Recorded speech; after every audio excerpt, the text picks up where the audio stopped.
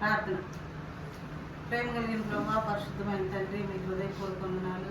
ఎంతైనా నమ్మకమైన దేవుడు, మంచి దేవుడు ప్రభా. దేవ, మీరు స్వాస్థ్యంగా ఆస్తిగా మీరు మాకు దొరికినందుకు మీకు వందనాలు. ఈ సమయంలో ప్రభా వాక్యం ధ్యానించండిగా ప్రభావ మీ యొక్క సహాయాన్ని కోరుకుంటూ వస్తున్నాను ప్రభావ. తప్పకుండా మీరు సహాయం చేసే దేవుడు మేము స్తుతిస్తూ కనపరుస్తూ యేసుక్రీస్తు ప్రభు శ్రేష్టమైన నామములో స్తుతించి వేడుకుంటున్నాను తండ్రి.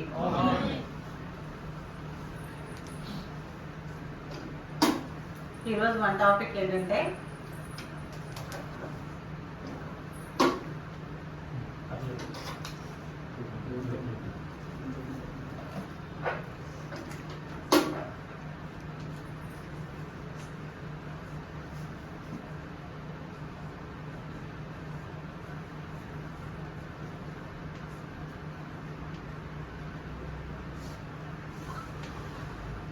అది మన టాపిక్. Ask, believe, hope. మూడు ఒకేలా కనపడతాయి చూడడానికి, కానీ దాంట్లో చాలా మనం ఈరోజు నేర్చుకుంటూ వద్దాం. ఆస్క్ అంటే ఏంటి, బిలీవ్ అంటే ఏంటి, హోప్ అంటే ఏంటి.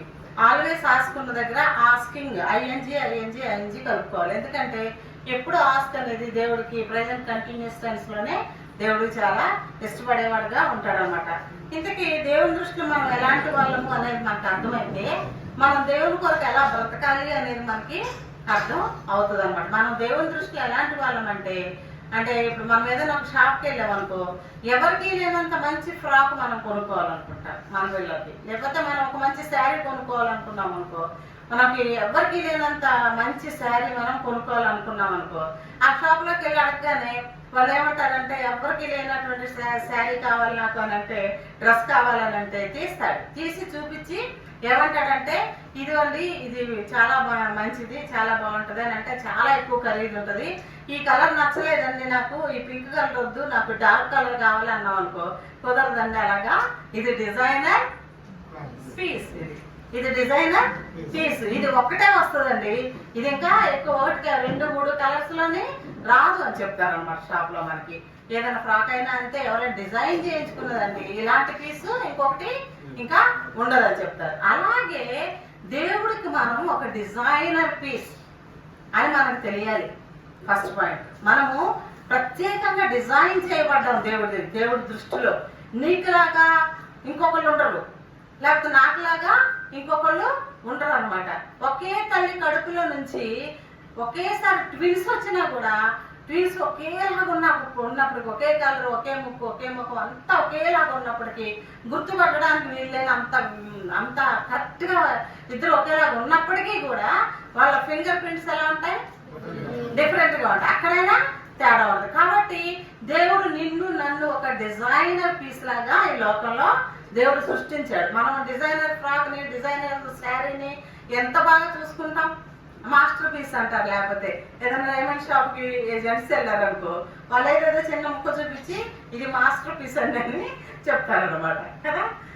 అలాగా దేవుడికి మనం ఒక మంచి ఒక స్పెషాలిటీ కలిగినటువంటి వ్యక్తులు, ఆషామాషి వ్యక్తులము మనము దేవుని దృష్టిలో కానే కాదనమాట. అందుకే దేవుడు ఏం చేశాడంటే సాక్షాత్తు పరలోకం నుంచి దిగి వచ్చి కొన్ని ముఖ్యమైన మాటలు మనకి ఇక ఎవరో చెప్పినా అది అర్థం కావట్లేదు, నేనే చెప్తాను అనుకుని దేవుడు యేసుక్రీస్తు ప్రభు ఈ లోకానికి వచ్చి ఏం చెప్పాడంటే ఇదే చెప్తూ వచ్చాడు. ప్రతి చోట ఆస్కింగ్, బిలీవ్, హోప్. అర్థమవుతుందా మీకు? కాబట్టి ఇప్పుడు ప్రతి సువార్తలో కూడా, ఇప్పుడు ఎన్ని సువార్తలు ఉన్నాయి మనకి? 4 సువార్తలు ఉన్నాయి కదా. 4 దిక్కులకి గుర్తుగా ఉన్నాయి అన్నమాట. 4 సువార్తల్లో కూడా యేసుక్రీస్తు ప్రభు ఈ లోకానికి వచ్చి చెప్పిన ఒకే ఒక మాట ఏంటంటే, ప్రతి సువార్తలో, ప్రతి గాస్పల్లో కూడా ఆస్క్ ఆస్క్ ఆస్క్ ఇదే మాట చెప్పుకుంటూ వచ్చాడు. అది మీకు ఇప్పుడు నేను చూపించడానికి నేను ఇష్టపడుతున్నాను. మత్తయి సువార్త 7వ అధ్యాయం 7వ వచనంలో ఏముంది, రాసుకునే వాళ్ళు రాసుకున్నాను. తీరైపోతే ఒకవేళ స్పీడ్ ఎక్కువైతే చిన్నపిల్లలు కాబట్టి మీరు నోట్స్ లో రాసుకున్నా పర్వాలేదు. మత్తయి సువార్త 7వ అధ్యాయం తీసిన వెంటనే చదవాలి. మత్తయి సువార్త 7వ అధ్యాయం 7వ వచనం.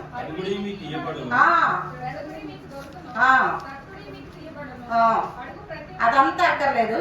therefore I say unto you, ask అదండి, ఆస్క్. నువ్వు వచ్చావా? ఓకే. ఆస్కింగ్ అనమాట. కాబట్టి 7వ అధ్యాయం 7వ వచనంలో ఏం చెప్తున్నాడు? ఆస్కింగ్ అని చెప్తున్నాడు. మీరు అడగండి మీకు ఇస్తాను, మీరు అడగండి మీకు ఇస్తాను అని చెప్తాడు. మత్తయి సువార్త సేమ్, మత్తయి సువార్త 6వ అధ్యాయము 6వ వచనంలో కూడా సేమ్. అదే స్పీడ్గా చదవాలి. మత్తయి సువార్త 6వ అధ్యాయము 6వ వచనం ఏమన్నది? నువ్వు ప్రార్థన చేయనప్పుడు గదిలోనికి వెళ్ళి తలుపు వేసుకొని, చాలండి, అంతవరకు చాలు, అంతవరకు చాలు. మనకు కావాల్సింది ప్రేయర్ చదువుతున్నాం కదా, కాబట్టి ప్రేయర్ మీద వెళ్తే చాలు. నువ్వు ప్రార్థన చేసుకునేటప్పుడు నీ గదిలోనికి వెళ్ళి షట్ ద డోర్, తలుపు వేసుకొని రహస్యమందు చూస్తున్న నీ దేవుడికి నువ్వు ప్రార్థన చేసుకోవాలి. ప్రార్థన అంటే ఆస్కింగ్. కాబట్టి నువ్వు గదిలోనికి వెళ్ళి ప్రార్థన చేసుకోవాలి. ఎంతమంది ఈ పని చేస్తున్నారో నాకు తెలియదు. కొంతమంది ఏం చేస్తారంటే భర్తలు వచ్చే టైంకు బైబిల్ పట్టుకొని కూర్చొని ఉంటే ఏమనుకుంటారు? హస్బెండ్ బుద్ధుడి నుంచి బైబిల్ చదువుకుంటానే ఉన్నానని చెప్తారు. కాకపోతే నేను ఎవరిని విమర్శించాలని కాదు, మాట వచ్చింది అలాగా. ఓకే, కాబట్టి 6:6లో ఏమనుంది? ప్రార్థన, షట్ యువర్ డోర్, లోపలికి వెళ్ళి గదిలోనికి వెళ్ళి తలుపు వేసుకొని నువ్వు ప్రార్థన చేయాలి. అంతేగాని ఎక్కడ పడితే అక్కడ నుంచి వంటగదిలో వంట చేసుకుని ప్రార్థన చేశానక్క, రోజంతా చేస్తూనే ఉన్నా, తాలింపు వేసినప్పుడు ప్రార్థన, అందులో ఉంటే ప్రార్థన, అది కాదు. నువ్వు నీ గదిలోనికి వెళ్ళి ఏం చేయాలి? షట్ ద డోర్, తలుపు వేసుకొని నువ్వు ప్రార్థన చేయాలి. రెండవది అక్కడే మత్తయి సువార్తలోని 21వ అధ్యాయం 22వ వచనం. మత్తయి సువార్త 21వ అధ్యాయం 22వ వచనం. ఒకే సువార్తలు ఎన్నిసార్లు వస్తుందో చూడండి. అడగండి అడగండి అడగండి అడగండి అని చెప్పండి. చేయనప్పుడు వేటిని అడుగుతురో, వెరీ గుడ్, చాలు, అంతవరకు చాలు. అవి దొరికినవని నమ్మిన ఎడల మీరు అవి పొందుతారని ఉంది. ఓకేనా? అదే మత్తయి సువార్త చదవక్కర్లేదు. మత్తయి సువార్త 6వ అధ్యాయం 8వ వచనం. అందుకే రాసుకోండి, రిఫరెన్స్ లో చెప్తున్నాను. ఒక్కళ్ళే కూర్చొని ధ్యానం చేసుకోవచ్చు. 6వ అధ్యాయము 8వ వచనంలో ఏమనుందంటే నేను చెప్తాను. ఏమనుందంటే మీరు దేవునికి అన్ని తెలుసు కదా. చాలా మంది ఈ వర్డ్ ఉపయోగిస్తారు. ఏమంటారంటే నేను ప్రార్థన చేయాల్సిన పనే ఉంది, నేను నాకు కావాల్సింది ఏంటో దేవుడికి అది ముందే తెలుసు కదా, నేను అడగక ముందే, కాబట్టి ప్రార్థన చేసుకున్నావా అని అడిగితే కొంతమంది దేవుడికి ముందే తెలుసు కదా, కాదు మా పాపకు ఉద్యోగం కావాలని, లేకపోతే మా అమ్మాయి పెళ్ళి అవ్వాలి, లేకపోతే సంథింగ్ సంథింగ్ సంథింగ్ ఏదో ఒకటి ముందే తెలుసు కదా దేవుడికి అని వద్దు. నువ్వు ఎల్లప్పుడు ఏం చేయాలి? ప్రార్థన చేస్తూనే చెయ్యండి అని అనకూడదు. మళ్ళీ ఇక్కడ ప్రార్థన చేయడం కాదు, ప్రార్థన చేస్తూనే ఉండండి అనమాట. అర్థమవుతుంది? కాబట్టి మార్కు సువార్త 11వ అధ్యాయము 24వ వచనం. మార్కు సువార్త 11వ అధ్యాయము 24వ వచనం. Therefore I say unto you, whatever you ask when you pray, believe that you receive them, you will have them. అర్థమైందా? చదవండి, మీరు చదివేటప్పుడు నేను చదివేశాను. చదవండి.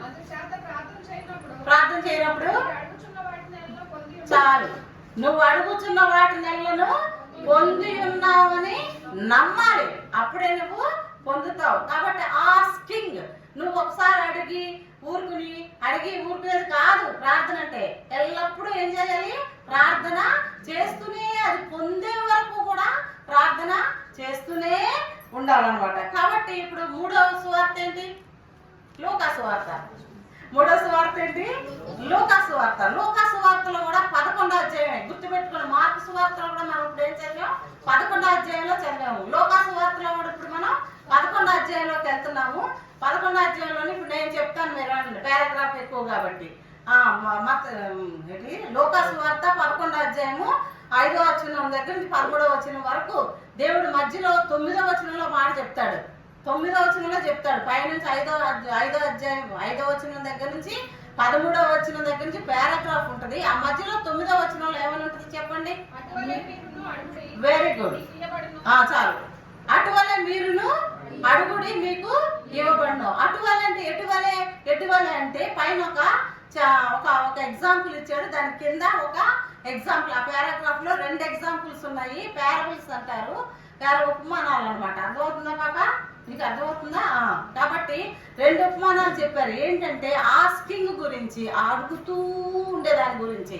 నేను చెప్పిన సెంటెన్స్ ప్రతి పాయింట్ మీరు క్యాచ్ చేయాలి. అడుగుతూ ఉండేదాని గురించి దేవుడు 2 ఎగ్జాంపుల్స్ ఇచ్చాడు. ఏంటంటే అక్కడ 2 ఎగ్జాంపుల్స్ ఏంటంటే ఒక స్నేహితుడు ఒక స్నేహితుడు మధ్యరాత్రి టైంలో, మీకు తెలుసు, గుర్తు చేస్తున్నాను, మధ్యరాత్రి టైంలోని ఒక స్నేహితుడు వచ్చి తలుపు కొడుతున్నాడు.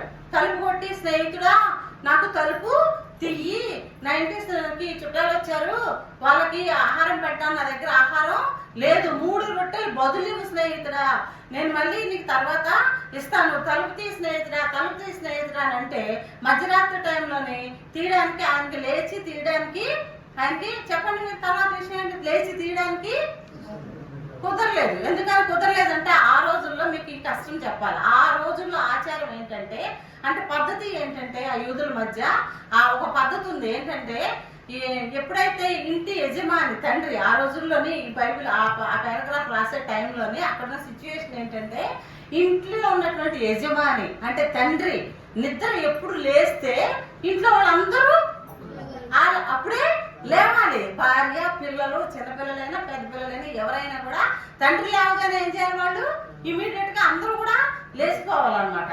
అలా లేవలేదనుకో తండ్రిని ఆనర్ చేసినట్టు కాదు. అర్థమవుతుందా? ఆ రోజుల్లో విషయం అనమాట. కాబట్టి అందుకని అతను ఏమంటున్నాడు, నేను ఇప్పుడు మధ్యరాత్రి కాబట్టి నేను లేవలేను. ఎందుకు? నేను లేస్తే మొత్తం అందరూ పద్ధతి ప్రకారం అందరూ లేచిపోవాలి, పిల్లలకు నిద్ర ఉండదు, కాబట్టి నేను లేవలేను కదా అనుకుని లేవకుండా ఉన్నాడు. కానీ అక్కడ ఒక వర్డ్ ఉంది, ఏమనంటే సిగ్గు విడిచి మాటి మాటికి అడుగుతూ ఉన్నందు వలన అతను లేచి అతనికి చదవండి, అతను లేచి కావలసినవన్నీ ఇచ్చును కదా. అర్థమైందా? కాబట్టి అక్కడ ఇచ్చాడు, కావలసినవన్నీ కూడా లేచి ఇచ్చాడు అనమాట. కాబట్టి సో ఇందాకేం చదివాను, so I say unto you, ask and it will be given unto you. కాబట్టి ఇప్పుడు ఆ ఉపమానం చెప్పి, కాబట్టి నువ్వు ఆస్క్, నువ్వు అడుగుతూ ఉండు, మాటి మాటికి అడుగుతూ ఉండు, ఇచ్చేంత వరకు, ఆ రొట్టెలు అతను ఇచ్చేంత వరకు కూడా అతను తలుపు కొడుతూనే ఉన్నాడు, ఆస్కింగ్ అనమాట. కాబట్టి అది ఎగ్జాంపుల్ చెప్పాడు. ఇంకొక ఎగ్జాంపుల్ ఏం చెప్పాడంటే, అదే పారాగ్రాఫ్ లో మీరు చదవద్దు, నేను చెప్తా వినండి చాలు, ఎందుకంటే అంత పారాగ్రాఫ్ మీరు చదవలేదు, టైం వేస్ట్ అవుతుంది. ఓకేనా? అయితే ఒక కొడుకు ఒక తండ్రి గురించి అక్కడ రాయబడింది. ఏమనంటే కొడుకు చిన్న పిల్లోడు అనమాట, అదిగో అంతా. ఆ పిల్లోడు ఏం చేస్తున్నాడు, వాళ్ళ డాడీ దగ్గరికి వెళ్ళి, డాడీ నాకు రొట్టె తినాలనిపిస్తుంది, బ్రెడ్ కావాలనిపిస్తుంది డాడీ, నాకు బ్రెడ్ కావాలి డాడీ, నాకు బ్రెడ్ కావాలి డాడీ అని అడిగాడు అనుకో, వాళ్ళ డాడీ వెళ్ళి ఇదిగో రాయి, ఇది తిను అని ఇస్తాడా? ఇవ్వడు కదా. మళ్ళీ ఆ పిల్లోడు నాకు ఫిష్ తినాలనిపిస్తుంది, నాకు ఏంటది నాకు చేప తినాలనిపిస్తుంది అని డాడీని అడిగాడు అనుకో, ఆ డాడీ తీసుకొచ్చి పాము తెచ్చి చేతిలో పెడతాడా? చెప్పండి పిల్లలు, చెప్పండి, పెడతాడా? పాము తెచ్చి పెడతాడా? మీరు డాడీకి ఏం పెడతాడు? అలాగే పిల్లలు ఎగ్ అడిగారు అనుకో, తేలు తీసుకొచ్చి చేతిలో పెడతారా? అలాగే ఇవ్వరు కదా.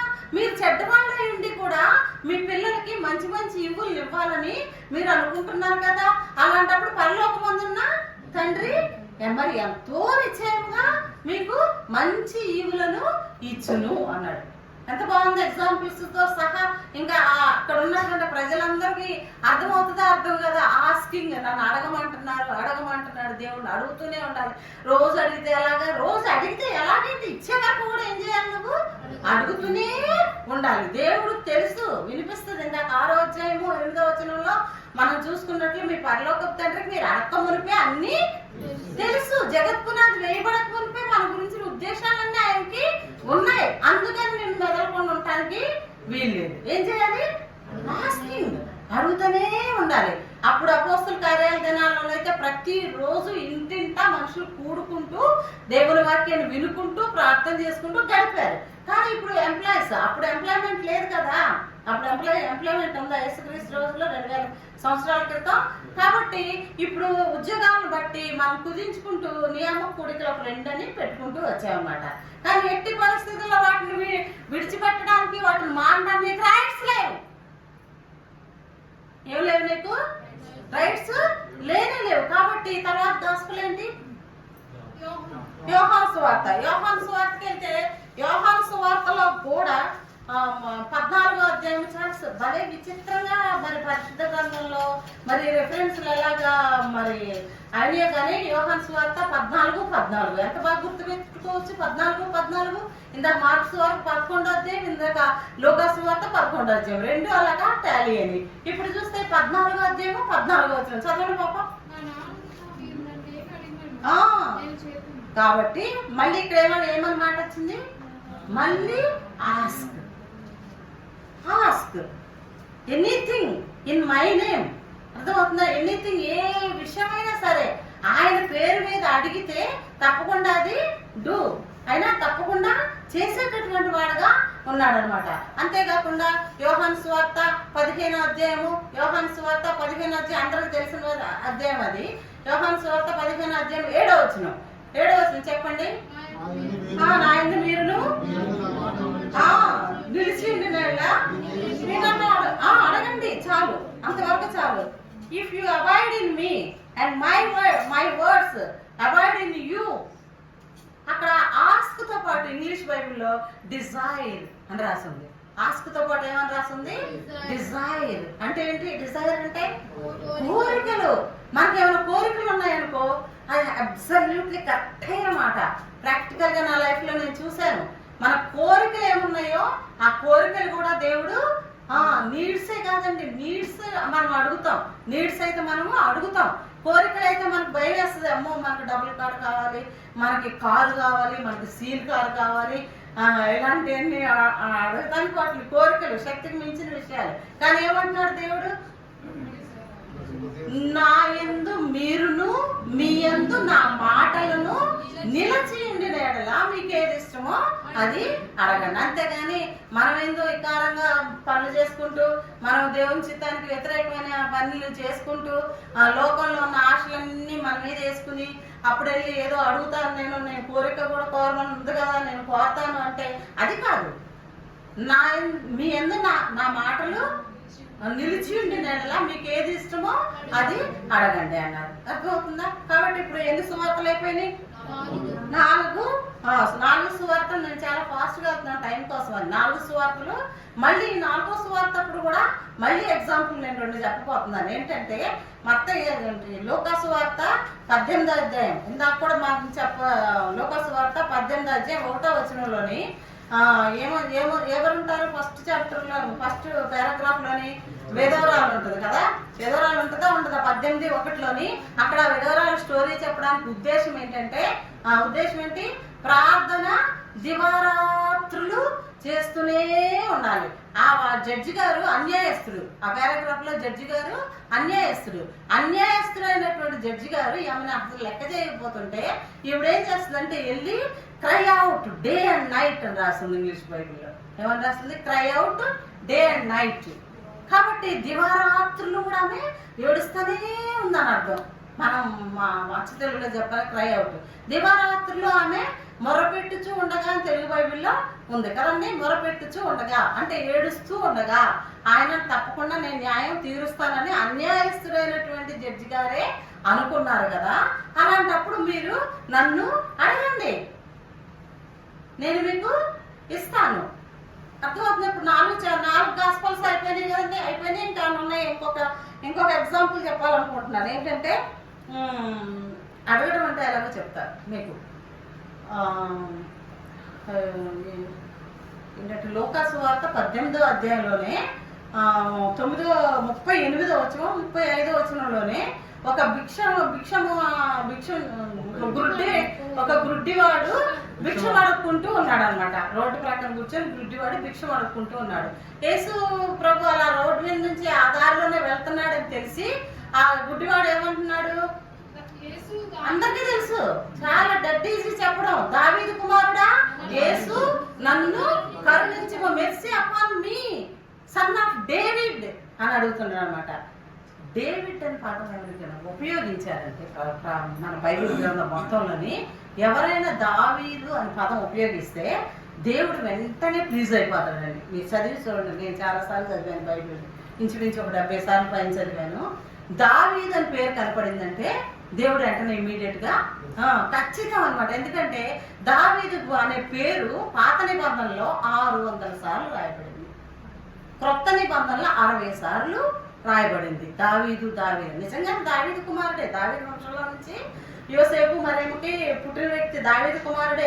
ఈ భిక్ష అడుక్కుంటున్న వ్యక్తి యేసు దావీదు కుమారుడా నన్ను కరుణించు అనగానే అంత దూరం వెళ్ళిన మనిషి కూడా ఆగిపోయి దావీదు కుమారుడా నన్ను పిలిచారు, తీసుకురండి అతను అని చెప్పి తీసుకొస్తే అప్పుడు దేవుడు ఏమంటున్నాడు, నీ మాట చెప్పడం కోసం ఈ స్టోరీ మొదలేశాను. ఏమన్నాడంటే, నువ్వు నేను నీకు ఏం చేయాలని నువ్వు అనుకుంటున్నావు అని అడిగాడు. అతను ఏమన్నాడు, నేను నీకు ఏం చేయాలని నువ్వు అనుకుంటున్నావు అని అడిగితే అతను స్ట్రైట్ గా కరెక్ట్ గా 100% చెప్పవలసిన మాట చెప్పాడు. ఏమనంటే, అయ్యా నేను చూపు కోరుచున్నాను అన్నాడు. అంత ఒక్కటే సెంటెన్స్. కాబట్టి విస్తారమైన మాటలో, వ్యర్థమైన మాటలో ఎంతో బాగుంటుంది అనుకొని ఒక శ్లాఘించి కీర్తించి కనపరిచి ఏందేందో అని అలాగా ఏంటింటింటింటో పెట్టి చేయకూడదు. విషయం అక్కడ ఏంటి, నువ్వేం పొందాలనుకుంటున్నావు నువ్వు నా దగ్గర నుంచి అని అడిగితే అతను ఏమన్నాడు, చూపు కోరుచున్నాను అన్నాడు. అంటే వెంటనే నువ్వు చూపు పొందు అని అన్నాడు. పొందేస్తాడు, అయిపోయింది. అర్థమైందా ఎలా చేయాలి ప్రార్థన అని? ఇప్పుడు ప్రార్థన చేయండి చేయండి చేయండి అని చెప్పుకుంటూ నువ్వు ప్రార్థన ఎలా చేయాలో కూడా ఆయన ఎగ్జాంపుల్ చెప్తూ వచ్చాడు. ఇదే ఇంకొక ఎగ్జాంపుల్ చెప్తాను. యోహాను సువార్త 5వ అధ్యాయంలో ఒక వ్యక్తి ఉంటాడు. యోహాను సువార్త 5వ అధ్యాయంలో ఒక వ్యక్తి ఉంటాడు. నేనే చెప్తాను, అది కూడా మీరు పారాగ్రాఫ్ అంతా చదవలేదు కాబట్టి. యోహాను సువార్త 5వ అధ్యాయంలోని 38 సంవత్సరాల నుంచి చెప్పండి, ఇప్పుడు 38 సంవత్సరాల నుంచి అక్కడ వ్యాధిగ్రస్తుడు ఒకడు ఉన్నాడు. ఉంటే అక్కడ కూడా దేవుడు వెళ్తే ఆయన ఎలాగ చెప్పాడో చూద్దాం. అక్కడ మీరు చూస్తూ ఉండండి, నేను చెప్తూ ఉంటాను. ఇంతకైతే అక్కడ ఆ గుడ్డి వాడిని నువ్వు నా దగ్గర నుంచి ఏం కావాలనుకుంటున్నావు అంటే, నేను చూపు పొందాలనుకుంటున్నాను పర్టికులర్ వర్డ్ చెప్పాడు అనమాట. కానీ ఇక్కడైతే నువ్వు నీ సంగతి ఏంటనంటే, అతను నేను 38 సంవత్సరాల నుంచి ఉన్నాను వ్యాధిగ్రస్తున్నా ఉన్నాను కాబట్టి అతను ఏం చెప్పాలి పాప చెప్పు, నేను బాగుపడాలనుకుంటున్నానయ్యా అని చెప్తే సరిపోతుంది. అతను ఏం చెప్తున్నాడు, ఆ కోనేటిలోకి నన్ను దించేవాళ్ళు లేరు, అది వచ్చేసరికి ఇంకొకళ్ళు ఎవరు వస్తున్నారు, అందులో మునుగుతున్నారు, మళ్ళీ నేను ఇక్కడే ఉండిపోతున్నాను, మళ్ళీ దేవతతో వచ్చేసరికి మళ్ళీ ఇంకొకళ్ళు వస్తున్నారు. అదంతా అవసరం అండి, అదంతా అవసరం. ఇప్పుడు ఏమడిగాడు అక్కడ దేవుడు? నీ సంగతి ఏంటని అడిగితే, నేను వ్యాధిగ్రస్తుడిని, నన్ను బాగు చేయాలి అంటే సరిపోతుంది. కాబట్టి నేను ఇప్పుడు మీకు చెప్పిన ఉద్దేశం ఏంటంటే, 4 సువార్తల్లో కూడా దేవుడు నేను కొన్ని మాటలే చెప్పాను, చాలా ఉన్నాయి ఆస్కింగ్ ఆస్కింగ్ ఆస్కింగ్ గురించి. యేసుక్రీస్తు ప్రభు చెప్పి చెప్పి చెప్పి చెప్పి ఆయన చేసి కూడా చూపించాడు. ఆయన పెందల కడనే ఇంకా నువ్వు చీకటిగా ఉన్నప్పుడే లేచి కొండ మీదకి వెళ్ళి ప్రార్థన చూడెను. మళ్ళీ ఇంకోసారి ఆయన పెందల కడ లేచి అరణ్యంలోనికి వెళ్ళి ప్రార్థన చూడెను కదా. కాబట్టి ఆయన చేస్తూ కూడా చూపించాడు, చెప్తూ కూడా చూపించాడు. కాబట్టి చెప్తున్నాడు, చేస్తున్నాడు, మనకు కూడా చెప్తున్నాడు. Asking asking asking. Prayer meeting అంటే ఎంత ప్రాముఖ్యమైనటువంటిది. దేవుడు స్వయంగా విశ్వాన్నంతటినీ సృష్టించినటువంటి దేవుడు ఆస్కింగ్, మీరు అడగండి నేను ఇస్తాను, మీరు అడగండి నేను ఇస్తానంటే నీకు ఎంత మాత్రం లెక్కలేని విధంగా ఏ మాత్రం కూడా ప్రేయర్ మీటింగ్ అంటే లెక్క లేకుండా అనేక మంది కోసం ప్రార్థన చేసే సమయం ఇది ఒక్కటే కదా. అంతే కదండి. నేను ఇంకెక్కువ మీకు లెక్చర్ నేను ఇవ్వను. ఈ 4 గాస్పెల్ అయిపోయిన తర్వాత నెక్స్ట్ ఏముంటాయి? అపోస్తల కార్యాలు. అపోస్తల కార్యాల్లో కూడా శిష్యులు ప్రార్థన చేసుకుంటానే వచ్చారు, అది ఉంది కదా. తర్వాత పత్రికలు ఉన్నాయా? పత్రికల్లో కూడా ఎఫెసీ 3:20 ఏముంది? ఎఫెసీ 3:20 మనలో తన కార్యసాధకమైనటువంటి శక్తి చొప్పున మనం అడుగు వాటికంటేను ఊహించి వాటికంటేను అత్యధికంగా చేయగల శక్తి కలిగినటువంటి దేవునికి అవుతుంది కదా. అడుగు వాటికంటేను ఊహించు వాటికంటేను. ఇది మీకు ఈ పాయింట్ కోసం చెప్పాను. నేను పైన ప్రార్థన చేసుకుంటా ఉంటే లాస్ట్ ఇయర్ మీరు ఎంతమంది గమనించారో లేదో నాకు తెలియదు, కానీ మనకి సార్వత్రిక సంఘ వాగ్దానం ఉండదా ఉండదా మనకి సార్వత్రిక సంఘ వాగ్దానం. లాస్ట్ ఇయర్ సార్వత్రిక సంఘంలో కింద 3వ లైన్లోని ఈ మాట రాసింది. ఇంగ్లీష్లోని తెలుగులో కూడా 2 రాసింటాయి కదా మనకి మా మందిరంలోని. నేను మోకరించి కరెక్ట్గా అక్కడే మోకరించి ప్రార్థన చేసుకుంటా ఉన్నప్పుడు సడన్ గా నా కళ్ళు ఇమాజిన్ అని పదం మీద పండి. అక్కడ నువ్వు అడుగు వాటికంటే ఆస్కింగ్ తో పాటు ఇమాజింగ్ లేదా ఇంగ్లీష్ బైబిల్ ఇంకొక ఇంగ్లీష్ బైబిల్ థింక్ అని ఉంటుంది. కాబట్టి మనం ఆలోచించే వాటిని, మనం ఊహించుకునే వాటిని కూడా ఆయన శక్తి కలిగినటువంటి వాడు. ఎప్పుడు అదే వచనంలో మనలో తన శక్తి కార్యసాధకం ఎంత అవుతుంది. నువ్వు అనవసరమైన కబుర్లకి, అనవసరమైన ఫ్యాషన్లకి, అనవసరమైన సీరియల్స్కి, అనవసరమైన విషయాలకి అంతా ఇచ్చి నేను ఇప్పుడు ఊహించుకుంటున్నాను కదా ప్రభు, నాకు ఇది కావాలని ఊహించుకుంటున్నాను కదా, ఇప్పుడు నాకు అది ఆ ఊహ మరి వాక్యంలో ఉంది కదా, నా ఊహలు నువ్వు చెయ్యంటే కుదురుతుంది. అది వాక్యమేనా? ఏమనుంది? మనలో తన శక్తి ఎంత కార్యసాధకం అవుతూ ఉందో దానిని బట్టి మనం ఊహించే వాటిని, అడిగే వాటిని అన్నిటినీ కూడా నేను అసలు ఎప్పుడెప్పుడు అనుకోను. నా జీవితంలో అసలుకి పొరపాటును కూడా అనుకోని విషయాలు జరిగినాయి. ఒకటే చిన్న ఎగ్జాంపుల్ చెప్తాను. ఒకటే అసలు చెప్పాలనుకోలేదు, నాకు అసలు ఇష్టం లేదు చెప్పడం. ఓకే నేను చెప్పాలి తప్పదు. ఇప్పుడు ఫ్లైట్ ఎక్కుతానని నా జీవితంలో అనుకోలేదు. అలాగే చూస్తూ ఉంటే అంతే అనుకున్నా. ఎందుకంటే మన కెపాసిటీ కాదు, మనం ఫ్లైట్లు ఎక్కాలనుకోరు, మనకు వద్దు, దేవుని పని చేయడానికి వచ్చి సమస్తాన్ని విడిచిపెట్టి వచ్చి మన చదువులన్నీ మూల పారేసి వచ్చి సంపాదన అంతా వద్దనుకొని వచ్చి ఏమి వద్దనుకొని వచ్చి మనం విమానాలు తిరగాలనుకుంటామా? అనుకుంటామా? అనుకోలేదు. నేను ఎప్పుడు అనుకోలేదు. కానీ దాదాపు 5-6 సార్లు కన్నా ఎక్కువ సార్లు రూపాయి కూడా ఖర్చు లేకుండా, ఒక్క రూపాయి కూడా నేనేమి ఖర్చు లేకుండా ఇలా టికెట్ తెచ్చి నా చేతిలో పెట్టి ఫ్లైట్ ఎక్కమని చెప్తే, ఫస్ట్ క్లాస్లో పైకి పెడితే వాళ్ళు మాటకి వచ్చి ఏం చెప్పేవారు? నమస్కారం ఏంటది చెప్తారు హిందీలో, ఏమంటారు? మీరు చెప్తారు కదా మాటకి. అలా ఎయిర్ హోస్టెస్లు వచ్చి ఏం కావాలి పల్లె ఏదో చెప్తారు. వచ్చి ట్రే పట్టుకొని వచ్చి ఏది కావాలంటే దాన్ని మనకి చెప్పడానికి కూడా ఏందో కూడా మనకి తెలియదు. మనకేదో అన్నం కూర తప్పించి అవన్నీ తెలుసా? అవన్నీ తెలియదు. మాటకు వచ్చాడు చదువు ఆ పింక్ కలర్లో ఉంది, ఆరెంజ్ కలర్ ఉంది అనేదాన్ని బట్టి ఏమొచ్చి వాటి పేరు తెలియదు కదా. ఓకేనా? సో ఇంత నేను ఎందుకు చెప్తున్నానంటే, మనలో ఆయన శక్తి మనలో ఎంత మనకి అవుతుందో, మనకి శక్తి కార్యసాధకం అవుతుందో, ఆ కార్యసాధకమైనటువంటి శక్తిని బట్టి మనం అడిగేదానికన్నా ఊహించే వాటిని కూడా దేవుడు చేయడానికి శక్తివంతుడు అనమాట. అర్థమైతే ఎఫెసీయులకు రాసిన పత్రిక 3:20 మనం ఇప్పుడు చదివాం. తర్వాత ఫిలిప్పీలకు రాసిన పత్రిక 4వ అధ్యాయం 6వ వచనం చదవండి ఎవరైనా. ఫిలిప్పీ 4. ఓ కరెక్ట్, చాలు. Be anxious for nothing. దేని గురించి మీరు చింతపడకూడదు, కానీ ప్రతి విషయంలోనూ ప్రార్థన, విజ్ఞాపనలు, కృతజ్ఞతాస్తుతులు ఏమన్నా ఉంటుంది? ప్రార్థన, prayer, supplication and thanks giving. ఆ మూడుతో కనుక నువ్వు ప్రార్థన చేయగలిగితే, మీరు గుర్తుపెట్టుకోండి, రాసుకోండి. ఏం చేయాలంటే ప్రార్థన, సప్లికేషన్, విజ్ఞాపనలు, తర్వాత థ్యాంక్స్ గివింగ్, 3 కృతజ్ఞతాస్తుతులు చెల్లించుకుంటూ మీరు దేవుణ్ణి అడగండి. మనం అడగకపోయినా ఆయనకు తెలుసు, కానీ కాదు, మనం ఏం చేయాలి? అడగాలి. ఇప్పుడు చిన్నపిల్లలు ఉన్నారు, వేళ రాలేదనుకుంటా, చిన్నపిల్లలు వచ్చారా? ఇప్పుడు జాయి లాంటి వాళ్ళు ఉన్నారు అనుకో, చిన్నోళ్ళు, బాగా చిన్నోళ్ళు. వాళ్ళు ఏం చేస్తారు? డాడీ ఏదైనా ఇంట్లో బొమ్మ చూసి వచ్చి, డాడీ నాకు ఇప్పుడు ఆ బొమ్మ కావాలి, ఆ బొమ్మ కావాలి కొనిస్తావా లేదా? ఎందుకు జస్వీగానే కింద పడి దొరుకుతుంది ఏదైనా కావాలంటే. 1 year బేబీని చూసారు. కాబట్టి పిల్లలు ఏమంటారు? దొర్లి ఏడుస్తారు కదా, కావాలి అది నాకు కావాలి అని అడుగుతూ ఉంటారు. ఇంకా మనం పడలేక ఏం చేస్తారు? తండ్రి వెళ్ళి ఆ బొమ్మ పాత బజార్కి వెళ్దాం, షాపింగ్కి వెళ్దాం, లేకపోతే ఎస్ఆర్ఎంటీకి వెళ్దాం, లేకపోతే ఎక్కడికో వెళ్దాం, ఏది పేజీ పెట్టాడు అక్కడికి వెళ్దామని అంటారనమాట. అలాగ అడగండి మీరు. అలాగ అడగాలి. చిన్న పిల్లలాగా, చిన్న బిడ్డగా ఎలా పేచీ పెట్టి అడుగుతాడో అలాగ అడగాలి. కానీ ఏదో డిమాండింగ్ గా, కమాండింగ్ గా, లేకపోతే శాస్త్రులాగా, పరిశీలలాగా అలాగొద్దు. అలాగా మీరు అడగొద్దు. పిల్లల్లాగా మీరు అడగాలన్నమాట. చూసారా? కాబట్టి ఇప్పుడు మనం ఏం చదువుకున్నాం? ఏంటి? ఫిలిప్పీ 4:6 చదువుకున్నాం. తర్వాత 1వ యోహాను పత్రిక 5వ అధ్యాయము ఎన్నో వచనంలో ఉంది చెప్పండి? 13 ఎంత అనుకుంటున్నా, కనపడలేదు. 5:14. 1వ యోహాను 5:14. నిన్ను బట్టి నాకు కలిగిన ధైర్యం ఏదనగా,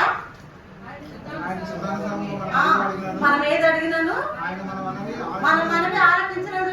రైట్ చేసుకోండి. ఎవరస్తులేని పిల్లలు టిక్కి పెట్టుకోండి. ఏం అడిగినప్పటికీ కూడా దేవుడు తప్పకుండా ఇస్తాడు. ఆయన చిత్తానుసారంగా మనం ఏది అడిగినప్పటికీ కూడా ఆయన నో అనే వ్యక్తి కాదు. Do it, he shall do it అన్నమాట. కాబట్టి తప్పనిసరిగా ఏం చేస్తాడమ్మా, ఆయన చిత్తానుసారంగా అడిగినప్పుడు తప్పనిసరిగా దేవుడు ఇచ్చేవాడినని. ఇప్పుడు 4 చోట్ల ఎఫెసీ చూసాము, ఫిలిప్పీ చూసాము, ఇంకా తెస్సలోనియన్స్, ఫస్ట్ తెస్సలోనియన్స్ లో ప్రే వితౌట్ సీజింగ్. Very good. ప్రే వితౌట్ సీజింగ్, ఎడతెగక ప్రార్థన చెయ్యండి. 4 చెప్పుకున్నాం, చాలు 4. ఏంటి ఈ ఆస్కింగ్ గురించి ఎంతసేపు మనం దేని గురించి మాట్లాడుకుంటూ వచ్చాము? ఆస్కింగ్, ఆస్కింగ్ గురించి మాట్లాడుకుంటూ వచ్చాము ఇప్పుడు కదా, అవునా కాదా? నెక్స్ట్ ఇప్పుడు దేనిలోకి వెళ్ళాలి? బిలీవ్ అంటే ఏమని అర్థం తెలుగులో? నమ్మాలి.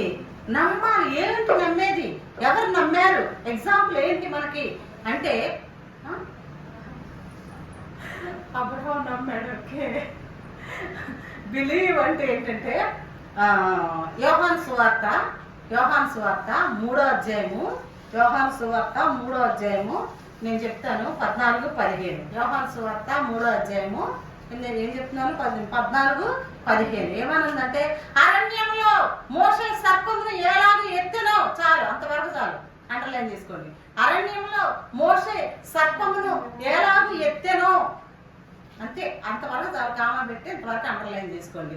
అంటే అక్కడ ఏం జరిగిందంటే ఆ సంఖ్యాకాండం 21కి వెళ్ళాలి. సంఖ్యాకాండం ఎక్కడ ఉంటుంది? ఓల్డ్ టెస్ట్మెంట్ కదా. పాత నిబంధనలో సంఖ్యాకాండం 21వ అధ్యాయంలోకి వెళ్తే 1వ వచనం నుంచి 10వ వచనం వరకు అక్కడ చాలా పెద్ద సెంటెన్స్ కాదు, నేనే చెప్తాను వినండి. కాబట్టి కేర్ఫుల్గా వినండి. రాసుకోవడం మాత్రం తప్పనిసరిగా రాసుకోండి. అక్కడ ఏమని ఉందంటే, వాళ్ళు అరణ్యంలో ప్రయాణం చేస్తున్నారు. ఎవరు? ఇజ్రాయేల్. Very good. ఐగుప్తు నుంచి వచ్చారు సముద్రం దాటి. ఇక్కడ నుంచి ఆ కనాను దేశానికి వెళ్ళడానికి మధ్యలో 40 సంవత్సరాలు పట్టింది. వాళ్ళ తప్పుడు పనులు బట్టి వాళ్ళకి 40 సంవత్సరాలు పట్టింది. అయితే ఇక్కడ ఒక విషయం, ఆ ప్రయాణం చేస్తూ ఉన్నప్పుడు మీరు నా వైపు చూస్తూ ఉండండి. ఆ ప్రయాణం చేస్తూ ఉన్నప్పుడు ఏం జరిగిందంటే, వాళ్ళు ఎంతో విసిగిస్తూ వస్తే దేవుడు ఏం చేశాడంటే తాపకరమైన సర్పాలని ఆయనే పంపించాడు. అది నేను చెప్పబోయింది. ఆయనే పంపించాడు. ఎవరి మీదకి? తన బిడ్డల మీదకి, ఇశ్రాయేలీయుల మీదకి పంపిస్తే, ఇక్కడ బిలీవ్ అనే దాని గురించి మీరు క్యాచ్ చేయాలి బ్రెయిన్ లో. ఆయన పంపిస్తే వాళ్ళు ఏం చేశారంటే పాములు కరుస్తున్నాయి. పాములు వచ్చేసి కరిసేస్తున్నాయి. ఎక్కడి నుంచో ఉన్న పాములు కూడా వచ్చి కరిసేస్తున్నాయి. వస్తాయా దేవుడు రమ్మంటే వచ్చి కరిసేస్తుంటే దేవుడు ఒక్కటే చెప్పాడు. సంఖ్యాకాండం 21వ అధ్యాయం మీ తర్వాత ఇంటికి వెళ్ళిన తర్వాత చదువుకుంటే అక్కడ ఏమని ఉందంటే, దేవుడు అయ్యో మేము చచ్చిపోతున్నాం, మేము విష సర్పాలు, మా తాపకరమైన సర్పాలు అంటే అదొక చాప్టర్, అదొక లెసన్ చెప్పాలి మీకు వేరేగా, అర్థమైందా? కాబట్టి ఆ తాపకరమైన సర్పాలంటే విష సర్పాలు. అవి కాటేస్తే ఎంతో నొప్పితో బాధతో అక్కడే చనిపోతారు. కానీ రెమెడీ అనేది ఎంత మాత్రం కూడా తాపకరమైన సర్పాల విషయంలో లేదు, బాగుపడటం అనేది లేదనమాట. అంత పవర్ఫుల్ సర్పాలు అనమాట అవి కాటేస్తూ ఉంటే వాళ్ళు ఏం చేశారంటే భయం వేసేసి, మోషే పావులు కలిసేస్తున్నాయి, అందరూ చచ్చిపోతున్నారు, అది అక్కడ చచ్చిపోయారు, ఇక్కడ చచ్చిపోయారు అని మోషే చెప్తే, అప్పుడు మోషే వెళ్ళి దేవుని సన్నిధిలో ప్రార్థన చేస్తే దేవుడు ఏం చేశాడంటే ఒక సర్పం బొమ్మ, ఇత్తడి సర్పం, బ్రాంజీ సర్పెంట్, ఇత్తడి సర్పం ఒకటి తయారు చేసి, మోషే నువ్వేం చేస్తావంటే ఎత్తైన స్థలంలో దాన్ని ఆ సర్పం బొమ్మని నిలబెట్టు మోషే. అప్పుడు ఎవరైతే పాము కాటు పడి చచ్చిపోతున్నారో వాళ్ళతో చెప్పు, మీరు ఎవరికైనా పాము కలిసి మీరు చచ్చిపోతా ఉంటే ఇదిగో నేను నిలబెట్టినటువంటి ఆ ఇత్తడి సర్పం వైపు నిదానించి, ఈ మాట ముఖ్యం ఆ చాప్టర్లో, నిదానించి ఆ సర్పం వైపు చూస్తే, ఆ బొమ్మ వైపు చూస్తే మీలో లోపల ఉన్న విషయం అంతా డిసపేర్ అయిపోతుంది. ఏమైపోతుంది? మాయమైపోతుంది. ఎలా మాయమైపోతుంది? అని నీకు అనవసరం, అది ఎలా మాయమైపోతుంది. ఎవరు చెప్తున్నారు ఈ మాట? దేవుడు చెప్తున్నాడు. కాబట్టి వాళ్ళు ఏం చేశారంటే చాలా మంది మోషేతో దేవుడు చెప్పాడు కదా, ఆ బొమ్మను పెట్టాడు కదా, సర్పం బొమ్మని, మనం నిదానించి చూద్దాం దాని వైపు అని వీళ్ళు మర్చిపోయి నిదానించి చూసిన వాళ్ళందరూ కూడా బాగుపడి బతికిపోయారు. ఎవరైతే బాబోయ్ నొప్పి నొప్పి నొప్పి నొప్పి అని ఏడ్చుకుంటా ఆయన బొమ్మ పెట్టాడు, బొమ్మను చూసినంత మాత్రం మనకు ఇప్పుడు తగ్గుతుందా ఇది అని ఎవరైతే అనుకున్నారో వాళ్ళందరూ ఏమైపోయారు?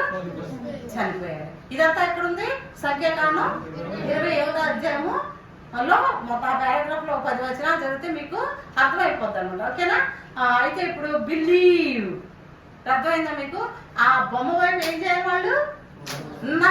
నమ్మకం ఉంచి, ఈ మోషే చెప్పిన మాటకి నమ్మకం ఉంచి ఎటువైపు చూడాలి? ఆ బ్రాంజ్ సర్పెంట్ వైపు, ఆ బొమ్మ వైపు చూడాలన్నమాట. నిదానించి చూడాలి, నమ్మాలి. ఏమైనా మంత్రం వేశారా, మాయం చేశారా, లేకపోతే మందు కట్టారా, లేకపోతే ఏమైనా ఆయింట్మెంట్ రాశారా, ఏదైనా చేశారా? అక్కడ ఏం చేయదు, ఒకటే చేశారు. ఏంటంటే మోషే చెప్పిన మాట నమ్మారు. అర్థమవుతుందా? ఇంకొక ఎగ్జాంపుల్ చెప్తాను. ఏంటంటే అది మొదటి రాజుల గ్రంథము, రెండవ రాజులు అనుకుంటా, 2వ రాజుల గ్రంథం 19వ అధ్యాయం. నేనే చెప్తాను, మీరు వినండి, రాసుకోండి. 2వ రాజుల గ్రంథం 19వ అధ్యాయం.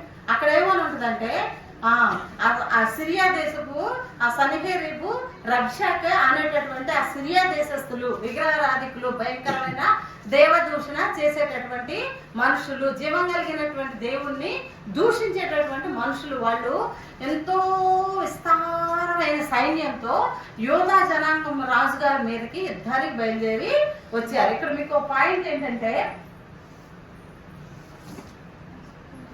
ఇది యోధా రాజులు, ఇది ఇశ్రాయేల్ రాజులు.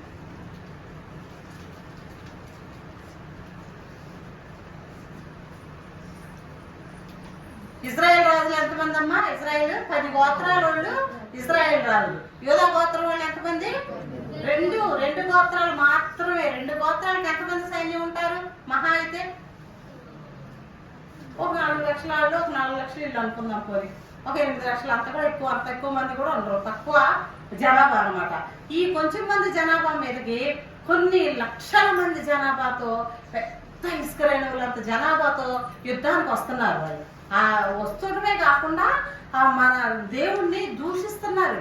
చాలా చెడ్డ బూతు మాటలు లాంటివి అక్కడ ఉన్నాయి, వర్డ్స్ కూడా పలుకుతా ఉంటే అప్పుడు యూదా రాజు, హిజ్కియా రాజు ఏం చేశాడంటే, అప్పుడు రోజుల్లో ప్రవక్త యెషయా, మన యెషయా గ్రంథం ఉందా, ఆ యెషయా ప్రవక్త చాలా లాంగ్ టైం బ్రతికినటువంటి ప్రవక్త 4 రాజులను చూశాడు.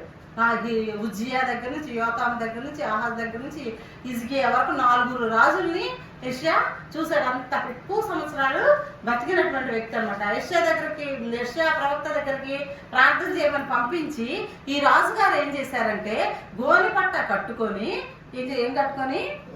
గోనెపట్ట కట్టుకొని బట్టలన్నీ చింపేసుకొని, సైన్యములకు అధిపతి యెహోవా దావీదును జ్ఞాపకం చేసుకో. ఇక్కడ కూడా పాయింట్ మీరు క్యాచ్ చేయాలి. ఎవరిని జ్ఞాపకం చేసుకొని? దావీదును జ్ఞాపకం చేసుకొని, దావీదు నిమిత్తము ఈ పట్టణాన్ని నువ్వు రక్షిస్తానన్నావు కదా, దావీదును బట్టి ఈ పట్టణాన్ని నువ్వు రక్షించు ప్రభువా, మేము కొంచెం మంది జనం ఉన్నాము, వాళ్ళు చూస్తే ఎంతో విస్తారంగా ఉన్నారు, ఎన్నో మాటలు మాట్లాడుతున్నారు ప్రభువా అని ప్రార్థన చేశాడు. ఆ రాత్రి అక్కడ సైన్యం మోహరిల్లారు. ఎవరు సైన్యం? సిరియా రాజుల సైన్యం అటుపక్క మోహరించున్నారు, ఎన్నో మాటలు పడుతున్నారు. ప్రార్థన చేశాడు, అంతే, నమ్మకం ఉంచాడు. దావీదు పేరు ఎత్తాను కదా, దావీదు నిమిత్తం అన్నాను కదా, దేవుడు చూసుకుంటాడు అనుకొని బిలీవ్. దాని గురించి చెప్తున్నాను ఇప్పుడు మీకు. దేని గురించి చెప్తున్నాను? బిలీవ్. అలాగ నమ్మాడు ఆ హిజ్కియా రాజు. దావీదుని పెట్టాడు మధ్యవర్తి కింద. అంతే, తెల్లవారు లేసేసరికి 1,85,000 మంది ఆ సిరియా సైన్యంలో ఉన్న ఏమంటారు శతాధిపతులు, సహస్రాధిపతులు, ఇంకేందో అధిపతులు, ఆధిపతులు, ఇధిపతులు ఉంటారా, పెద్ద పెద్ద వాళ్ళందరూ, మొత్తం వాళ్ళందరూ పట్టుకున్నాడు. మరి ఎవరిని పట్టుకున్నాడు తెలియదు, కానీ యుద్ధం చేయగలిగిన మొత్తం అందరు 1,85,000 మందిని పైనుంచి దేవుని దూత దిగి వచ్చి మొత్తం అందరినీ చంపేశాడు. హిజ్కియా లేసి పొద్దున్నే లేచి చూసేసరికి ఏమున్నాయి? అక్కడ బాడీస్ ఉన్నాయి. అంతేకాకుండా అతనికి ఏదో ఒక వార్త వినపడి మొత్తం అందరూ కలిసి ఇంత ఇంత జరిగింది వాళ్ళ దేవుడు చూసి అప్పుడు దాకా ఏమన్నాడంటే ఆ సిరియా రాజు మీ దేవుడే నన్ను వెళ్ళమన్నాడు యుద్ధానికి అందుకు వచ్చాను అన్నాడండి ఆ పారాగ్రాఫ్ లో. మీతోనే కాదు మాట్లాడేది, ఆ దేవుడు నా మాతో కూడా మాట్లాడి యోధారాజు మీదకి యుద్ధానికి వెళ్ళమన్నాడు అని చెప్పాడండి. నేను చదివాను. సో అంత అబద్ధాలు చెప్తున్నారు వాళ్ళు. అది కాబట్టి ఇక్కడ హిజ్కియా ఏం చేశాడు?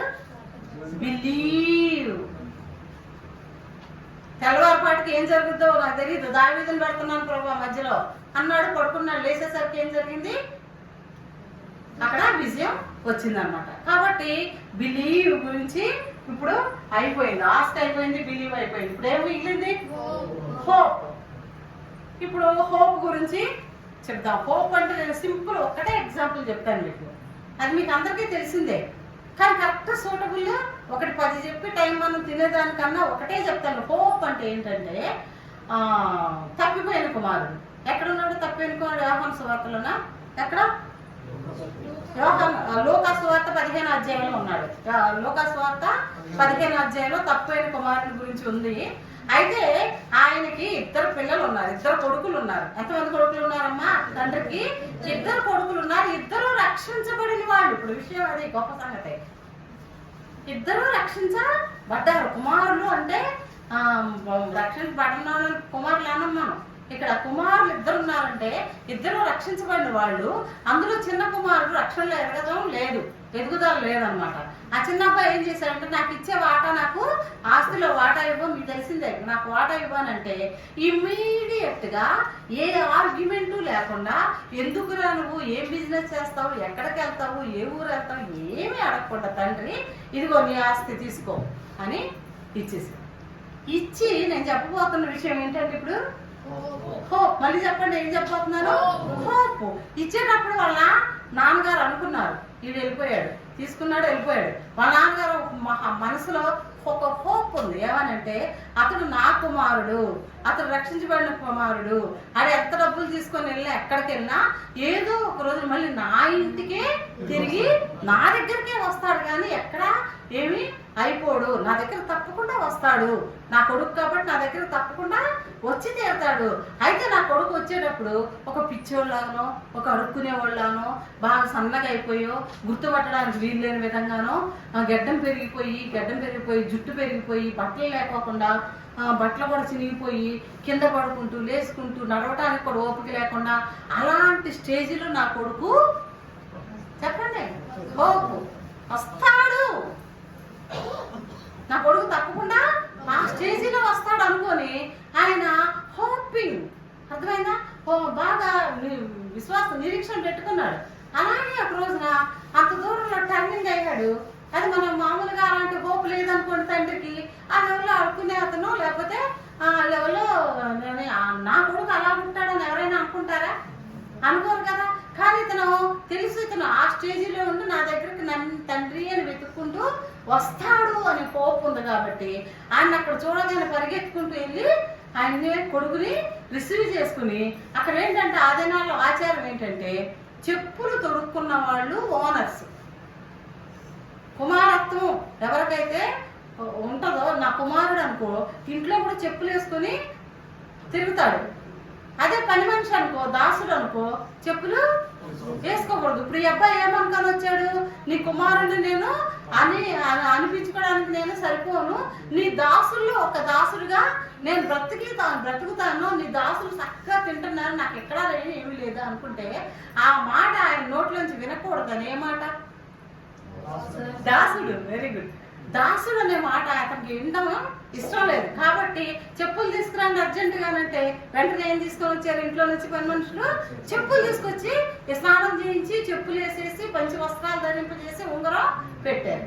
ఇంకంతే, వారసత్వం, నువ్వు నాకు వారసుడివి. కాబట్టి ఇప్పుడు ఏమైపోయింది? హోప్ కూడా అయిపోయిందా? ఉందా? అర్థమైపోయింది. మీకు అర్థమైతే అయిపోయినట్టు, హోప్ అయిపోయింది. కాబట్టి అక్క బాగానే చెప్పారు, మరి మేము కొన్ని ప్రార్థనలు చేస్తుంటే ఆ ప్రార్థనలు నెరవేరట్లేదు అక్క, దాని గురించి ఏంటి అని అడగవచ్చు. ఒకవేళ మేము బాగా చేస్తున్నాం అక్క, అసలు మేము ఎంతో బాగా ప్రార్థన చేస్తున్నాం అక్క, దేవుని చిత్తానుసారంగా చేస్తున్నాం అక్క, మరి ఏమంటారు, ఇంక దేని మీద మైండ్ పెట్టకుండా దీని మీదనే భక్తి మీదనే పెట్టి మేము చేస్తున్నాం అక్క, కానీ మాకు ఆ ప్రార్థనకి ఏం రిప్లై రావట్లేదు అని అన్నాడు. రిప్లై రాని ప్రార్థనలు 3 ఉన్నాయి. ఎగ్జాంపుల్ నేను 3 చెప్పదలుచుకున్నాను, ఏమన్నా ఇంకా ఎన్నో ఉంటాయి. కానీ ఎగ్జాంపుల్ ఏంటంటే రిప్లై రాని ప్రార్థనలు తెలిసిన సంగతే. అపోస్తులైన పౌలు 2వ కొరింథీ 12వ అధ్యాయం, అపోస్తులైన పౌలు 2వ కొరింథీ 12వ అధ్యాయం 7 నుంచి 9 వచనాల మధ్యలో మనం చదివితే 3 ప్రార్థన చేశాడు, 3 సార్లు ప్రార్థన చేశాడు. ఏమని?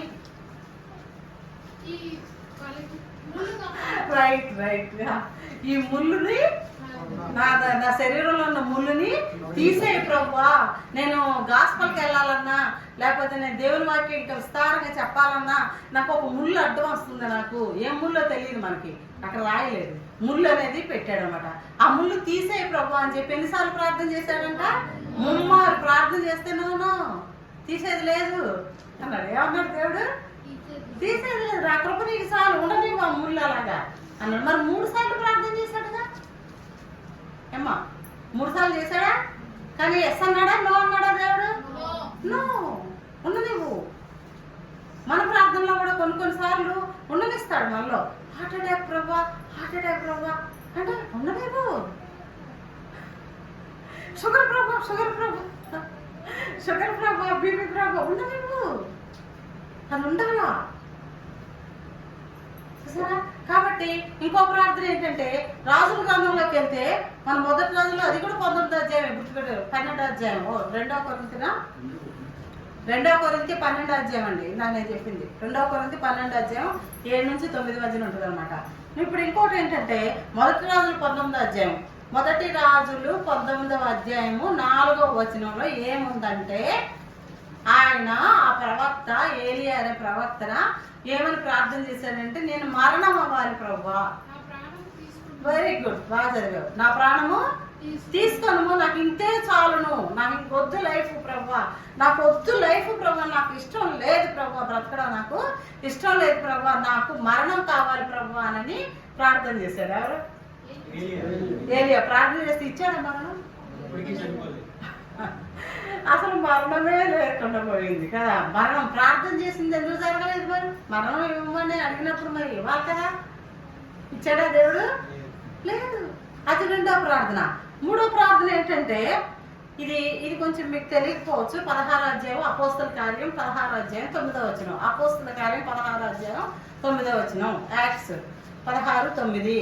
అక్కడ ఏమని ఉందంటే నేను చెప్తాను వినండి. అక్కడ ఏమని ఉందంటే బితూనియా అనే ఒక ఊరు ఉంది. ఏ ఊరమ్మా? పేరేంటి? బితూనియా అనే ఒక ఊరు ఉంది. అక్కడికి వెళ్ళాలని పౌలు తాపత్రయపడుతున్నాడు. ఎందుకంటే బితూనియా అనే ఊరికి వెళ్తే అక్కడ సువార్త బాగా వినేవాళ్ళు ఉన్నారు. అక్కడ పెద్ద సంఘం ఏర్పాటు అయ్యేలాగా ఉంది. అక్కడ చాలా మంది మనుషులు దేవుని తెలుసుకుని రక్షణలోకి వచ్చేలాగా ఉన్నారు. నేను బితూనియా వెళ్తాను, అక్కడ వెళ్ళి సంఘాన్ని కడతాను అని అనుకున్నాడు. అని అనుకుంటే నో ఏమన్నాడు దేవుడు? నో, నువ్వు మాసిదోనియా వెళ్ళు అన్నాడు. మాసిదోనియాకి వెళ్తే చంపుతారు అక్కడ. అప్పుడు సిచ్యువేషన్ ఎలా ఉంది? అక్కడ మాసిదోనియాకి వెళ్తే సువార్త చెప్పనివ్వట్లేదు. మాసిదోనియా అనే ఊర్లోని సువార్త చెప్తే కట్టి చంపేసేటటువంటి సిచ్యువేషన్ అక్కడ మాసిదోనియాలో. ఇక్కడ బితూనియాలో ఎంతో పెద్ద సంఘం తయారయ్యేలాగా ద్వారాలు తెరవబడి బితూనియాలో. కానీ దేవుడు ఏమన్నాడు? నో బితూనియా, నువ్వు వెళ్ళు మాసిదోనియా అన్నాడు. చూసారా? నో అనే ప్రార్థనలు చెప్తున్నా మీకు. కానీ దేవుడు రిజెక్ట్ చేశాడు అంటే అది రిజెక్షన్ కాదు, రీడైరెక్షన్. అర్థమైందా? రిజెక్షన్ కాదు, అది రీడైరెక్షన్. డైరెక్షన్ మారుస్తున్నాడు అంతే. ఇటు నుంచి వెళ్ళొద్దు, ఈ రూట్ బాగాలేదు, ఈ రూట్లో వెళ్ళు. కాబట్టి నో అనే ప్రార్థనలకి దేవుడు చాలా ఎంతో ఎంతో ఎక్కువ ఆలోచన పెట్టుకుంటేనే నో అంటాడు. నేను ఇది చేస్తాను ప్రభు అంటే నో అన్నాడంటే ఇది చిన్న చిన్న సంగతి, నీకైతే పెద్దగా కనపడుతుంది కానీ దేవునికి అది చిన్న సంగతి. దేవునికి ఓ పెద్ద సంగతి నీ విషయంలో అక్కడ ఉందన్నమాట. కాబట్టి నెరవేర్చబడనటువంటి ప్రార్థనల విషయంలోని బీ యాంగ్షియస్ ఫర్ నథింగ్ అనేది చదివాం చూసావా. కాబట్టి నెరవేర్చబడని ప్రార్థనల గురించి కూడా మనం ఏమి భయపడాల్సినటువంటి పని లేదు. ఇప్పుడు అర్థమైందా మీకు? ఆస్క్, ఆస్క్ అంటే ఆస్కింగ్. ఆస్క్ అంటే ఏంటి? ఆస్కింగ్, అడుగుడి కాదు, అడుగుతూ ఉండండి. బిలీవ్, నమ్మకంతోనే ఉండండి. హోప్, హోప్తోనే ఉండండి. అలా అడుగుతూనే ఉండి మీరు తీరే వరకు తీర్చకుండా ఉండడానికి చెవుడు కాదు ఆయనకి తెలుసు. ఒక రైట్ టైంలో ఆయన తప్పనిసరిగా తీరుస్తాను. నువ్వు సగం రోజులు చేసి మానేసావా ప్రార్థన, నా 4 సార్లు అడిగేసి ఇంకా చేయట్లేదులే అని 5వ సారి ఆపేసావా, ఇదంతా నువ్వు నిన్ను చూసుకుంటానికి దేవుడు నిన్ను కొంచెం గ్యాప్ ఇస్తాడు. కానీ అడుగుతూ ఉంటే, వదిలిపెట్టకుండా అడుగుతూ ఉంటే తప్పకుండా cry out day and night ఆవిడ 18వ అధ్యాయం లోకాసు వార్తలు. కాబట్టి ఇవన్నీ మీరు రాసుకున్న రిఫరెన్స్లో ఇంటి దగ్గరికి వెళ్ళి ఖాళీ టైం ఉండదండి. ఖాళీ టైం తప్పనిసరిగా ఉంటుంది. ఎందుకు 4-5 కూరలు వండుకోవడం? ఎందుకు 4-5 కూరలు వండుకోవడం? పని పాట లేదా? ఎందుకు పొద్దా బట్టలు వేసి ఉతికిన తర్వాత బట్టలు వేసుకొని ఉతికి ఏంటి నీకు కలిసి వచ్చి? ఇప్పుడు నీ ప్రాణం అడిగితే అవి బట్టలని ఉతుక్కుంటే ఎక్కడికి వెళ్తాం? సో అవన్నీ వద్దు వద్దు, అవన్నీ కొంచెమే బతకడానికి ఇంత వండుకొనేసి మిగిలిన టైం కూర్చొని పిల్లలు స్కూల్కి వెళ్ళిపోతే వచ్చే వరకు, భర్త ఆఫీస్కి వెళ్తే వచ్చేంత వరకు నువ్వు బైబిల్ కంఠస్థం చేయాలి. ప్రార్థన చేస్తూనే ఉండాలి ఇచ్చేంత వరకు. దేవుడు పిచ్చి దేవుడు కాదు, మంచి దేవుడు, ప్రాణం పెట్టిన దేవుడు. అర్థమవుతుందా? కాబట్టి ప్రార్థన చేసుకుందాం. ప్రేమ కలిగిన ప్రభావ, పరిశుద్ధమైన తండ్రి, మీ హృదయపూర్వక వందనాలు. అంతైనా నమ్మకమైన దేవుడు ప్రభా, అడుగుతూ ఉంటే ఇస్తూ ఉండే దేవుడు ప్రభా. కాబట్టి నేను ఆస్కింగ్, బిలీవ్, హోప్ ప్రభా మీరు మాట్లాడుతూ వచ్చారు. నన్ను కూడా బలపరుస్తూ వచ్చారు. నేను నీ ప్రజలైనటువంటి వారిని కూడా బలపరచడానికి సమర్థులై ఉన్నారు ప్రభా. కాబట్టి నేను మిక్కుటంగా ప్రేమించడానికి మా అందరికి మీరు సంపూర్ణంగా సహాయం చేస్తారమ్మని యేసుక్రీస్తు ప్రభు వారి శ్రేష్టమైన నామంలో స్తుతించి వేడుకుంటున్నాను తండ్రి.